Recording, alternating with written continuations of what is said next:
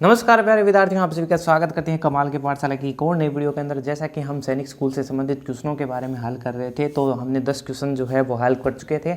अब आगे वाले क्वेश्चनों को हम हल करना स्टार्ट करते हैं। आज की वीडियो में कुछ ऐसे प्रश्नों को, आसान से प्रश्नों को देखेंगे और हम हल करेंगे। तो 11 नंबर क्वेश्चन है, वो कह रहा है कि कुछ पत्रों के बारे में क्या कह रहा है, पत्रों के बारे में कुछ कह रहे हैं। कमाल की पाठशाला में आप सभी का स्वागत करते हैं।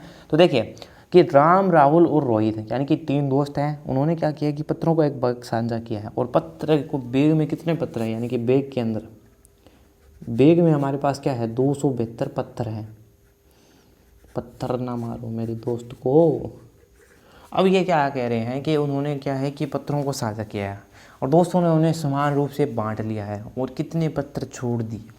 अब देखिए, अब अगर बात करें हम 3 पत्रों को अगर छोटा है, इसका मतलब 3 दोस्त हैं, 3 दोस्त हैं और उन्होंने जो है वो पत्रों को छोड़ा है। इसका मतलब है कि 3 के शेषफल कितने हो सकते हैं, कि अगर किसी भी संख्या को अगर हम भाग देते हैं ना, 3 से शेषफल कितने हो सकते हैं, 2 हो सकते हैं, 1 हो सकते हैं और 0 हो सकता है। ठीक है, यानी कि 3 के शेषफल 2 हो सकते हैं, 1 हो सकते हैं या 0 हो सकते हैं। एक चीज़ का आप ध्यान रखिएगा कि जितने हम भागों में बांट रहे हैं उसका मतलब है कि उससे छोटी संख्या ही बचेगी।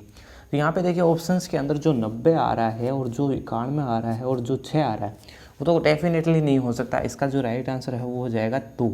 क्यों? क्योंकि जो 3 के जो शेषफल है ना, उनको हमें देखना है। 3 के शेषफल क्या हो सकते हैं, 2 हो सकते हैं, 1 हो सकते हैं या 0 हो सकते हैं। मान लीजिए उसने एक एक करके भी बांटेगा ना, तो 270 पत्र ऐसे हैं जिनको वह पूरी तरीके से बांट देगा।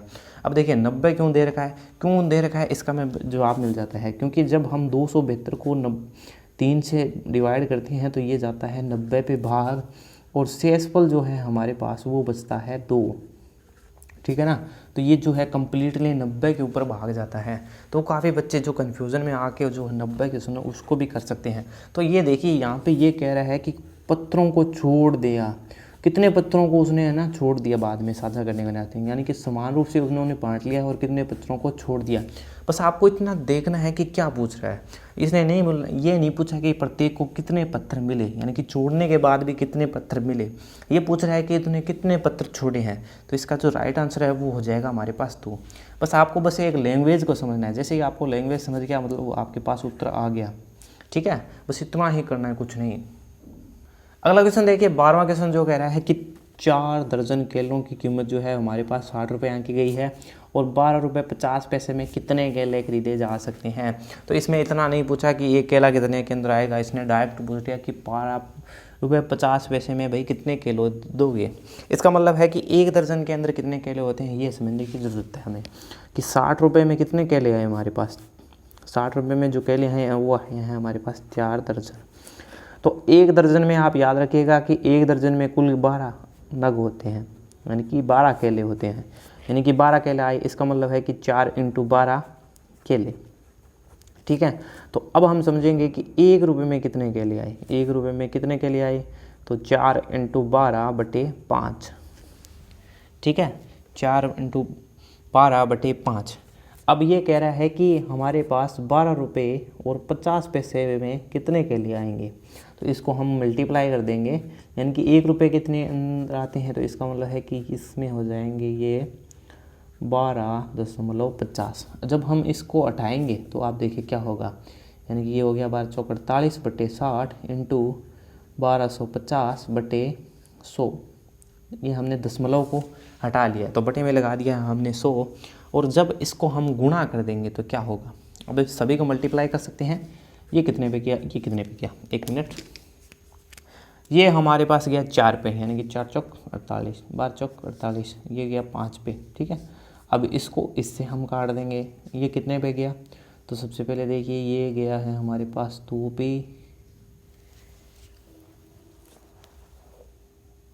ठीक है, अब देखिए इसको अगर हम गुणा करते हैं तो ये यहाँ पे क्या हो गया, 4 × 250 यानी 1000 बटे हो गया हमारे पास 100। इसका मतलब आ गया 10 केले।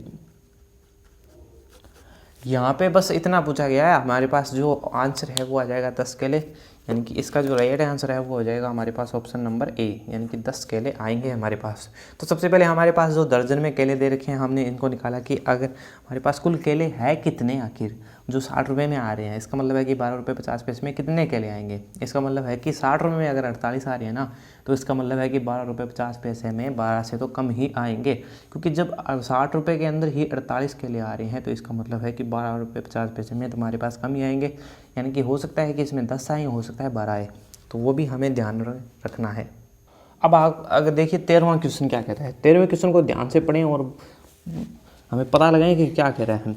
एक कक्षा है जिसके अंदर 16 लड़के हैं। लड़कों का जो औसत वजन है हमारे पास दे रखा है, यानी कि इसको अगर हम 16 से गुणा करते हैं तो हमारे पास 16 लड़कों का वजन आ जाएगा, ठीक है। और ये दूसरा कह रहा है कि जो 8 लड़कों का औसत वजन है वो है 45.15 किलोग्राम। तो कक्षा में सभी लड़कों का औसत वजन कितना है पता लगाइए। तो सबसे पहले हम 16 लड़कों का वजन ज्ञात करेंगे, फिर 8 वजन ज्ञात करेंगे और इन दोनों को जोड़ के इसमें जो है इन दोनों का भाग दे देंगे, यानी कि 16 + 8 का भाग दे देंगे, ठीक है। तो अब देखिए सबसे पहले 16 लड़कों का कुल वजन कितना होगा। 16 लड़कों का कुल वजन थोड़ी वजन नहीं, वजन कितना हो जाएगा। तो आप देखिए 16 लड़के हैं, औसत वजन हमें दे रखा है 50.25 किलोग्राम, ठीक है। यानी कि 16 लड़कों का कितना आ गया हमारे पास, ये आ गया 804 किग्रा। बस आपको गुणा करना है, गुणा करते ही आपको पता चल जाएगा कि कितना वजन है। अब हम क्या निकालेंगे कि जो 8 लड़के हैं, 8 लड़कों का कुल वजन कितना है, कुल वजन कितना है। तो हमारे पास कुल कितने हैं, 8 लड़के हैं और औसत वजन हमारे पास दे रखा है 45.15। इसको भी हम गुणा करेंगे, गुणा करते ही हमारे पास आ गया, ये तो आ गया 661.20 किलोग्राम, ठीक है। अब इसने पूछा है कि कक्षा में सभी लड़कों का औसत वजन कितना है, यानी कि सभी का पूछा है, जितने भी बच्चे हैं उनका औसत वजन कितना है।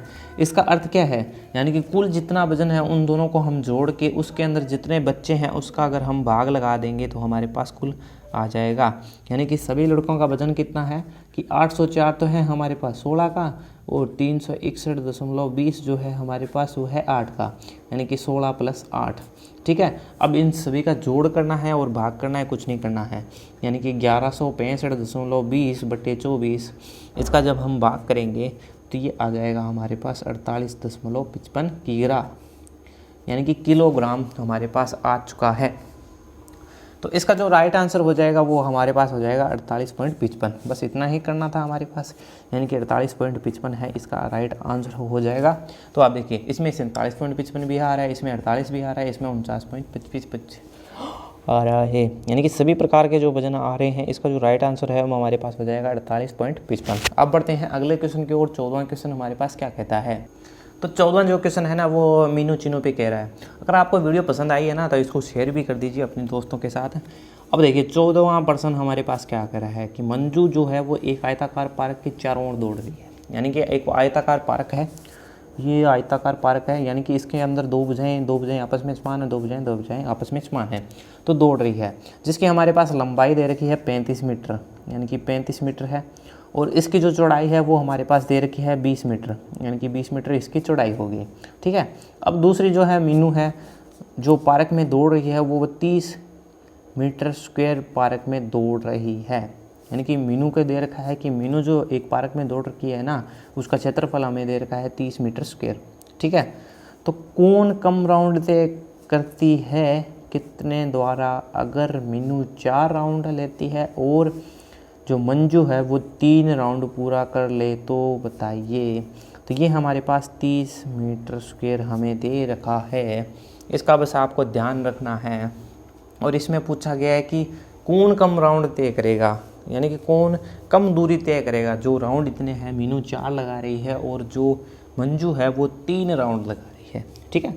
तो इसके अंदर पूछ क्या रहा है, सबसे पहले हम निकालेंगे कि जो मंजू है वो आयताकार पार्क में जब दौड़ रही है तो उसको 1 राउंड कंप्लीट करने में कितना मीटर जो है वो दूरी तय कर रही है। तो यहाँ पे एक प्रिंटिंग मिस्टेक है, यहाँ पे मीटर स्क्वायर नहीं है, यहाँ पे एक वर्गाकार पार्क है, ठीक है, वर्गाकार पार्क है, ठीक है, इतना याद रखिए, वर्गाकार पार्क है। अब इसमें क्या करेंगे, हम सबसे पहले निकालेंगे इन दोनों की दूरियाँ। यानी कि मंजू जब एक चक्कर लगाएगी तो उसने कितनी दूरी तय करी, और जब मीनू ने एक चक्कर लगाया तो कितनी दूरी तय करेगी, और मीनू 4 राउंड में कितनी दूरी करेगी, और मंजू कितने दूरी तय करेगी, तो ये निकालेंगे हम। तो यहाँ से एक जो प्रिंटिंग मिस्टेक थी उसके लिए हम माफ़ी चाहेंगे। जो 30 मीटर है वो इसकी वर्गाकार पार्क की है जो दे रखी है, ठीक है। तो अब देखिए मंजू कितनी तय करेगी, आयताकार है, इसका मतलब है कि मंजू परिमाप निकालेंगे, यानी कि कितनी दूरी तय करेगी। आयताकार है, इसका मतलब है कि 2 इंटू लंबाई जो कि हमें दे रखी है 35 मीटर, प्लस में हो जाएगी हमारे पास चौड़ाई 20 मीटर, ठीक है। यानी कि इनको जोड़ के इनका कर लेंगे हम इनका गुणा। तो ये हमारे पास कितना आ चुका है, और ये आ चुका है हमारे पास 110 मीटर। अब देखिए जो हमारे पास क्वेश्चन है वो कह रहा है कि मंजू 3 राउंड लगाती है, यानी कि 3 राउंड लगाती है। एक राउंड में आ गया, तो 3 राउंड में कितना आ जाएगा इसके लिए। तो 3 राउंड में मंजू द्वारा जितनी दूरी तय की है वो कितनी हो जाएगी, 3 इंटू 110 मीटर। यानी कि मंजू ने जो केवल है 330 मीटर जो है वो दूरी तय करी है, ठीक है। ये तो निकाली है हमने मंजू के लिए। अब देखिए, अब ये पूछा गया है कि जो मीनू है वो कितने राउंड करती है, कि मीनू यानी कि जो वर्गाकार है, इसका मतलब है कि 4 इंटू भुजा। क्यों? क्योंकि देखिए वर्ग है, जो कि वर्ग इस प्रकार से होता है, उसकी पूरी चारों भुजाएं समान है। इसका मतलब है कि अगर इस दूरी को इस दूरी को इस दूरी को इस दूरी को जोड़ते हैं, यानी कि 4 इंटू भुजा। अब 4 है और भुजा हमारे पास है 30 मीटर, यानी कि ये कितना आ गया 120 मीटर, ठीक है। अब इसको कितने राउंड लगाने हैं, इसको तो लगाने थे 3 राउंड, लेकिन मीनू जो है वो 4 राउंड लगा रही है, ठीक है। तो मीनू कितने राउंड लगा रही है, मीनू लगा रही है 4 राउंड, 4 राउंड लगा रही है। इसका मतलब है कि 4 इंटू 120 मीटर, और यहाँ से ये हो जाएगा 480 मीटर। तो यहाँ से स्पष्ट पता चल रहा है कि मीनू तो 480 मीटर दौड़ रही है, जबकि मंजू जो है वो केवल 330 मीटर दौड़ रही है। यानी कि इसमें केवल हमें पूछा है कि कौन कम राउंड दौड़ रहा है और कितने दौड़ रहा है। तो इसमें पता चल गया कि मंजू जो है ना वो कम दौड़ रही है, मंजू। और कितना कम दौड़ रही है, यानी कि मंजू जो है वो कम दौड़ रही है, मंजू लिख रही होगी, जो मंजू जो है वो कम दौड़ रही है। और कितना कम दौड़ रही है, मंजू जो है वो कम दौड़ रही है, और वो भी कितना, यानी कि 480 मीटर माइनस कर देंगे हम 330 मीटर को, तो हमें पता चल जाएगा कि जो मंजू है ना वो 150 मीटर कम दौड़ रही है। और ये हमारे पास इसका आंसर हो गया, ठीक है। अब ऑप्शन की तरफ हम बढ़ेंगे तो हमें पता चलेगा कि पहले में दे रखा है कि मीनू जो कि 150 मीटर कम दौड़ रही है। तो ये क्यों दे रखा है, क्योंकि देखिए यहाँ से सबसे पहले हम इसने बात की मंजू के लिए, फिर इसने बात की मीनू के लिए, लेकिन जो राउंड है इसने मीनू के लिए दे दिए, फिर इसने दे दिया मंजू के लिए। तो काफ़ी बच्चे इसका उल्टा कर देंगे, जिससे कि ये जो ऑप्शन है वो उसको कर आएंगे। क्यों? क्योंकि यहाँ पे तो मंजू और मीनू था, और यहाँ पे मीनू और मंजू है, उल्टा है। तो काफ़ी बच्चे जो है उल्टा भी कर सकते हैं। तो यानी कि जो मंजू है वो कम दौड़ रही है, और दूसरा कितना 150 मीटर, यानी कि इसका जो राइट आंसर है वो हो जाएगा ऑप्शन नंबर सी। तो इस चीज़ का अब खास तौर पे आपको ध्यान रखना है, क्योंकि काफ़ी बच्चे क्या करते हैं कि उसको जो दे रखा है ना उसका उल्टा कराते हैं, और जिससे हमारा जो सवाल है वो गलत हो जाता है। अब देखिए 15वां क्वेश्चन है वो कि यहाँ पे हो जाएगा हमारे पास एक फ़ोटो फ्रेम दे रखा है जो कि चतुर्भुज के आकार का है, यानी कि चतुर्भुज के आकार का, इसका मतलब हो सकता है कि वो वर्ग हो, ठीक है। चतुर्भुज आकार का है, इसका मतलब हो सकता है कि वो आयत हो, और तीसरी चीज़ है कि वो हो सकता है कि सम चतुर्भुज भी हो सकता है, यानी कि वो हो सकता है कि सम चतुर्भुज भी हो, ठीक है। तो ये निष्कर्ष हमें निकालता है कि ये चतुर्भुज है, तो इसका मतलब है, तो जिसमें ये दे रखा है कि एक विकर्ण दूसरे विकर्ण से अधिक लंबा है। तो ये जो चीज़ें हैं वो पॉसिबल नहीं है कि वर्ग और आयत में जो है वो लंबी हो, क्योंकि आप देखोगे वर्ग और आयत है जो इसके अंदर जो है वो समान होती है, क्योंकि वर्ग की जो चारों भुजाएं वो समान होती है, और आयत की जो विकर्णें होती हैं वो भी समान होती है। इसी प्रकार से आयत के अंदर होता है। तो इसका मतलब है कि ये ना तो वर्ग हो सकता है, ना ही आयत हो सकता है। ये हो सकता है कि सम चतुर्भुज भी हो, लेकिन परंतु आयत और वर्ग में विकर्ण बराबर नहीं होती है, यानी कि एक दूसरे से लंबा है। तब ये फोटो फ्रेम क्या है हमारे पास, क्या हो जाएगा सम चतुर्भुज आंसर, यानी कि इसका आंसर हो जाएगा हमारे पास सम चतुर्भुज। किस कारण से? क्योंकि ये जो न तो हो सकता है वर्ग, न हो सकता है आयत। अब देखिए 16वां क्वेश्चन वो क्या कह रहा है कि एक गैर शून्य पूरा नंबर है और उसमें उत्तराधिकारी का उत्पाद क्या होगा। तो देखिए एक गैर शून्य पूरा नंबर क्या है कि एक गैर शून्य पूरा नंबर जो होगा वो सम होगा, सम तथा विषम विषम होगा, ठीक है, उत्तराधिकारी विषम होगा। इसका उत्पाद पूछा है, इसका मतलब है कि सम इंटू विषम। अब जब हम करेंगे सम इंटू जब विषम हम करेंगे तो हमारे पास गुणाफल आएगा, हमारे पास जो आएगा सम आएगा। किस प्रकार से, मान लीजिए कि 2 इंटू मैं 3 का गुणा करता हूँ तो भी मेरे पास 6 आता है, जो कि एक सम संख्या है। आप देखिए 2 सम है 3 विषम है, तो लेकिन इनका गुणनफल क्या है, हमारे पास सम आता है, ठीक है। तो इसका अर्थ है कि जो हमारे पास जो है वो 2 गैर शून्य संख्या है और 3 जो है वो 2 की उत्तराधिकारी संख्या है, और इनका जो उत्पाद है वो सम बन रहा है, यानी कि एक सम संख्या है। इसका जो हमारे पास आंसर हो जाएगा 16वें का, वो हो जाएगा एक सम संख्या है। अब आप देखिए 17वां क्वेश्चन कह रहा है कि एक राशि 5 साल में 9% की दर से 4,016 रुपये 25 पैसे का साधारण ब्याज देती है, तो राशि क्या हो सकती है। तो इसके अंदर क्या दे रखा है हमारे पास, एक तो दे रखा है समय, ऊपर से दे रखी है दर, और उसमें दे रखा है कि उसने कितना पैसे जो है मूल्य उसने दिया, ठीक है, यानी कि साधारण ब्याज जो दे रखा है, जो कि साधारण ब्याज इतना देती है। तो इसके लिए हमारे पास होता है साधारण ब्याज बराबर, साधारण ब्याज का सूत्र क्या होता है हमारे पास, साधारण ब्याज बराबर हमारे पास होता है मूलधन दर इंटू समय बटे 100, ठीक है। अब आप देखिए क्या क्या चीज़ें हमें पता है, हमें पता है साधारण ब्याज कितना है इसका, वो चीज़ हमें पता है। दूसरी चीज़ इसका मूलधन जो है हमें निकालना है, दर पता है, समय पता है, बटे में है 100, यानी कि मूलधन के जब बराबर हम इसको लेके आएंगे, यानी कि मूलधन बराबर हो जाएगा हमारे पास साधारण ब्याज इंटू 100 बटे में हमारे पास हो जाएगी दर इंटू समय, ठीक है, इतना हो जाएगा। यानी कि साधारण ब्याज है हमारे पास 16 रुपये 25 पैसे, 100 है, बटे में हमारे पास दर लग रही है इसकी 9% की, और जो वर्ष है वो है 5 साल, यानी कि 5 साल की इसकी जो समय अवधि है वो है 5 साल, ठीक है। तो अब हम क्या करेंगे, इसका दशमलव हटा लेते हैं, यानी कि 4,016.25 बट्टे गुणा में 100 है, बटे है 9 इंटू 5 इंटू 100, ठीक है। अब आप देखिए क्या हो रहा है इसके अंदर, इतना आ चुका है हमारे पास, यानी कि हम मूलधन निकाल रहे हैं अब, तो 100 से हो गया 100 कैंसिल, ठीक है। अब इसके अंदर हम इसका भाग देंगे, यानी कि 4,040 इसके इस संख्या के अंदर इसका भाग देने वाले हैं, तो इस संख्या के अंदर जब इसका भाग देंगे तो क्या बचेगा हमारे पास, तो वो बच जाएगा हमारे पास मूलधन, जो हमारे पास जो राशि थी, जो मूलधन था वो हमारे पास जो है वो बच जाएगा यहाँ से, और जो कितना आएगा वो आएगा 8,925 रुपये, यानी कि 8,925 रुपये। आप देखिए जो हमारे पास है 1440, जिसके अंदर हम भाग देंगे किसका, 45 का, ठीक है, 45 का भाग देंगे, सबसे पहले 8 पे जाएगा, क्योंकि आप देखिए कि अगर 45 को हम करें 10 से गुणा तो 450 होता है, और 45 नीम जो हो गया हमारे पास वो हो गया 405, तो ऐसे में हमारे पास यही संख्या बचती है। तो इसका जब आप भाग देंगे ना तो मूलधन हमारे पास कितना आ चुका है, वो आ चुका है 8,925 रुपये, ठीक है। तो ये था हमारे पास सवाल जिसके अंदर हमारे पास था। अब इसमें देखिए कितना आ रहा है, 8,925 रुपये, ऑप्शन नंबर डी के अंदर आ रहा है।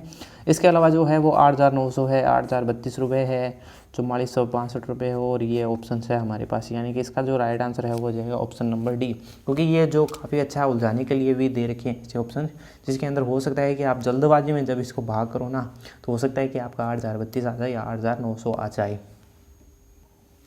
तो अगला क्वेश्चन कह रहा है कि जब समय 6 बजे तब घड़ी के अंकों के बीच में कोण क्या होगा, यानी कि इसको हम समझ सकते हैं किससे, कि एक लाइन ड्रॉ करते हैं, यानी कि एक वृत्त है, यानी कि इसका केंद्र है, इसका मतलब है कि केंद्र से ये 160 डिग्री का कोण बनाती है। इसने कहा है कि ये 6 बजेगा, 6 कब बजेगा, जब बड़ी सुई हमारे पास 12 और छोटी सुई 6 पे हो, यानी कि इस प्रकार से जब होगी ना तो इस प्रकार से बनेगी, यानी कि इसके बीच का ये कोण होगा हमारे पास 180 डिग्री, क्योंकि ये एक दूसरे के विपरीत होगी, यानी कि इसका सही आंसर हो जाएगा हमारे पास ऑप्शन नंबर सी, जो कि है 180 डिग्री। इसके आसानी से निकाल सकते हैं, क्योंकि देखिए क्योंकि ये दोनों सुइयाँ हैं वो एक दूसरे के विपरीत है, यानी कि इस क्रम के अंदर है, ये है 12 के ऊपर, ये है 6 के ऊपर, ठीक है, बस हो गया काम, बस 180 डिग्री एक स्ट्रेट लाइन के ऊपर बन रही है, तो ये हमारे पास इसका आंसर हो गया। तो 6 सेंटीमीटर के एक घन का आयतन ज्ञात करना है। बस आपको सूत्र का पता होना चाहिए कि आयतन मतलब भुजा की क्यूब, मतलब 19वां प्रश्न है, घन का आयतन बराबर होती है हमारे पास भुजा की क्यूब। भुजा कितनी है हमारे पास? 6 सेमी, 6 सेंटीमीटर है, इसकी क्यूब कर देंगे, यानी कि ये 6 सेमी के अंदर है भाई, सेमी है, यानी कि 6 सेंटीमीटर है, इसको 6 इंटू 6 इंटू 6 करेंगे तो हमारे पास आ जाएगा 216, और ये भी सेमी क्यूब में, क्योंकि भुजा की क्यूब हो रही है। अब देखिए 216 centimetre cube, option number A इसका राइट आंसर हो जाएगा बड़ी आसानी के साथ, यानी कि कुछ करना नहीं पड़ा हमें, जो दे रखा था उसके अंदर हमने डायरेक्टली मान पुटअप किया है और कुछ नहीं किया। एक हमारे पास रोमन अंक की संख्याएं दे रखी है, यानी कि इस संख्या को अरबी अंक में हमें किस प्रकार से प्रदर्शित कर सकते हैं ये हमें बताना है। तो इसके लिए हमें करना पड़ेगा 20वां क्वेश्चन को हल, और 20वें क्वेश्चन का जो हल होगा वो किस प्रकार से हम कर सकते हैं। तो देखिए, तो सबसे पहले अगर हम इनकी वैल्यूज़ लिखें, जो कि वैल्यूज़ है वो क्या होती है, यानी कि सी के लिए हम लेते हैं 100, डी के लिए लेते हैं हम 500, ठीक है, और एक्स के लिए हम लेते हैं 10, और इसके अलावा आपको पता है कि 1xi बराबर हमारे पास आते हैं 9, ठीक है। इन सभी वैल्यू को पुटअप कर देंगे किस प्रकार से, यानी कि 500 माइनस 100 प्लस, अब आप देखिए कौन कौन सी संख्या है हमारे पास, x और 9, ठीक है, यानी कि 10 प्लस 10 प्लस 10 प्लस 9, यानी कि 3 प्रकार बार है x, फिर है हमारे पास ix यानी कि 9, ठीक है। तो इस प्रकार से हम हो जाएगा, यानी कि क्रॉस का चिन्ह है जो कि गुणा का चिन्ह है 3 बार, तो इसकी जो वैल्यू जाएगी वो आ जाएगी 439, और ये किस आंसर के अंदर है 439, ये है 439 ऑप्शन नंबर 1 के अंदर। तो इसका राइट आंसर वो हो जाएगा 439, यानी कि 20वां क्वेश्चन हमारे पास हो चुका है हल।